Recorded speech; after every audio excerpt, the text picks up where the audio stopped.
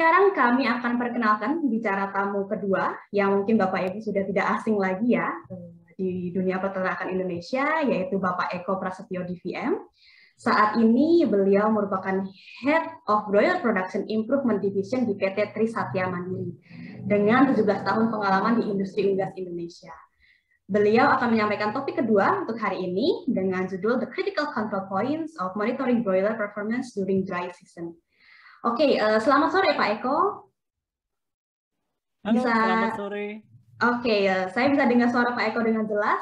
Oke. Kita sudah siap untuk ikuti presentasi Pak Eko, jadi boleh share screen, Pak. Oke, baik. Mudah-mudahan bisa terlihat dengan jelas. Ya, kita bisa lihat dengan jelas. Oke. First of all, I would like to thanks to Tro Nutrition who has invited me as a speaker on these special occasions. And then from the first speaker, Herman, it was really great presentations. We've got many informations, but actually not only informations, but we've got many beneficial things from your presentations. And then from my friends from Botswana, Kenya, Nigeria, also my friends from India, Pakistan, Bangladesh, I know you part of the participants. Nice to meet you of being here on this special webinar. Let me speak in Bahasa because most of the participants is Indonesians. Jadi selamat sore, salam sehat dan salam semangat pada kesempatan sesi yang kedua ini. Saya akan mencoba untuk mempresentasikan bagaimana kita melihat titik kritis broiler modern terkait dengan situasi yang sudah memang menginjak ke musim kemarau. Jadi ada 3 outline yang akan saya sampaikan dan saya akan mencoba menyampaikan secara pelan, mudah-mudahan bisa dipahami. Outline pertama, ini terkait dengan bagaimana prediksi BMKG pada saat musim kemarau. Yang kedua adalah karakter broiler modern itu sendiri. Dan yang ketiga adalah titik kritis monitoring parameter performa dan upaya teknis apa yang harus kita lakukan. Karena ketiga outline ini saling mengikat, jadi jangan sampai meninggalkan sesi seminar ini sampai outline yang ketiga saya bahas. Karena titik kritisnya ada di outline yang ketiga. Jadi silahkan diikuti sampai webinar ini selesai. Oke, slide berikutnya bagaimana BMKG, salah satu instansi yang kita percaya mempunyai prediksi yang jelas terkait dengan bagaimana prediksi musim kemarau. Sama-sama kita ketahui dari situs BMKG bahwa puncak musim kemarau tahun ini terjadi di bulan Agustus. Dan satu hal yang perlu teman-teman pahami bahwa pada saat musim kemarau itu ada kondisi di mana sifat air hujan di musim kemarau ini di sebagian beberapa daerah ada di zona di atas normal. Masa peralihan sudah kita lalui dan ini terjadi pada waktu itu perubahan cuaca yang ekstrim dan ini pun menjadi salah satu hal yang harus kita sesuaikan tata laksana manajemen pemeliharaan broiler kita. Kemudian kalau kita lihat puncak musim kemarau dari Sabang sampai Merauke ini bervariasi. Ada yang sudah sejak bulan Juli sudah masuk musim kemarau. Silakan teman-teman bisa melihat dari situs BMKG ada di area mana musim kemarau-nya, puncaknya kapan. Dari slide ini bisa kita lihat, bervariasi memang, tetapi rata-rata di bulan Juli, Agustus, sampai September, ini kita masih ada di musim kemarau. Dan ini adalah satu hal yang harus kita waspadai. Nah, satu hal yang penting yang harus teman-teman kita ketahui, satu hal yang penting yang harus teman-teman kita pahami, bahwa pada masa musim kemarau ini ada kondisi sifat hujan di area-area tertentu ini di atas normal. Seperti kita lihat yang berwarna hijau, di situ mengindikasikan bahwa area tersebut adalah area yang memang mempunyai sifat hujan pada saat musim kemarau di atas normal. Teman-teman bisa lihat sepanjang Pulau Jawa bervariasi.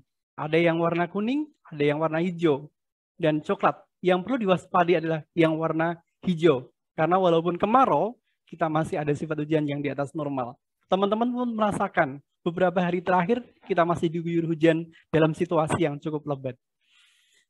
Nah, ini suatu hal yang harus kita pahami secara lebih rinci. Yang berwarna hijau yang di atas normal, ini adalah sifat hujan yang akan berdampak terhadap tata laksana manajemen broiler kita.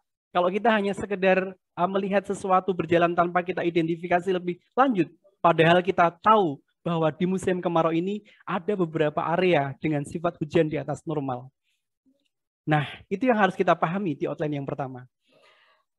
Kemudian, di outline yang kedua, ini terkait dengan broiler modern. Beberapa sudah dijelaskan di sesi yang pertama. Sedikit yang akan saya coba review karena ini erat kaitannya dengan outline yang ketiga. Sama-sama kita ketahui bahwa pertumbuhan broiler modern ini sangat cepat sekali. Dan kita bisa melihat pertambahan berat badan pada saat 21 hari ke atas, ini adalah pertambahan berat badan yang amat sangat tinggi sekali, bahkan sampai 90-100 gram bahkan lebih. Pada sisi yang lain, kita menghadapi situasi suhu dan kelembapan yang cukup ekstrim, di mana pada saat malam hari dingin, di siang hari panas. Tapi satu hal yang harus teman-teman pahami, pada saat situasi siang hari panas, area-area yang mempunyai sifat hujan di atas normal, itu yang harus diwaspadai. Nah, ternyata memang inline dengan apa yang tadi disampaikan Harman di sesi yang pertama, bahwa kenyamanan broiler ini adalah salah satu hal yang harus kita upayakan. Sama-sama kita ketahui bahwa ada beberapa parameter agar broiler itu nyaman. Bagaimana kita mengkondisikan agar suhu tubuh dengan suhu lingkungan itu tidak lebih dari 8 derajat. Kandang open mempunyai tantangan yang berat terkait dengan poin nomor 1 ini. Yang kedua, kita merasakan bahwa suhu antara malam dan siang pada saat musim kapannya cukup ekstrim. Dan ini pasti akan berdampak terhadap kenyamanan yang ada. Kemudian, yang ketiga adalah kelembapan. Kita ada di negara tropis, di mana situasi kelembapannya pasti akan di atas rata-rata.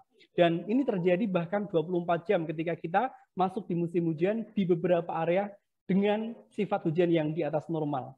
Kemudian yang keempat, indeks heat stress kurang dari 160. Ini adalah salah satu hal parameter yang harus kita coba pahami. Penjumlahan antara suhu dan kelembapan. Hati-hati ya, suhu harus dalam derajat Fahrenheit. 1,8, pada saat kita menghitung suhu, kita harus mengkonversikan ke derajat Fahrenheit. Ditambah dengan kelembapan tidak boleh lebih dari 160. Pada saat penjumlahan antara suhu dan kelembapan di atas 160, ini akan menginisiasi munculnya heat stress. Tadi sudah disinggung di pembicaraan yang pertama. Suhu rektal juga salah satu upaya kita untuk mengkonfirmasi apakah dia kedinginan atau kepanasan. Ini menjadi suatu hal yang harus kita monitor ketika kita masuk di cuaca yang cukup ekstrim ini.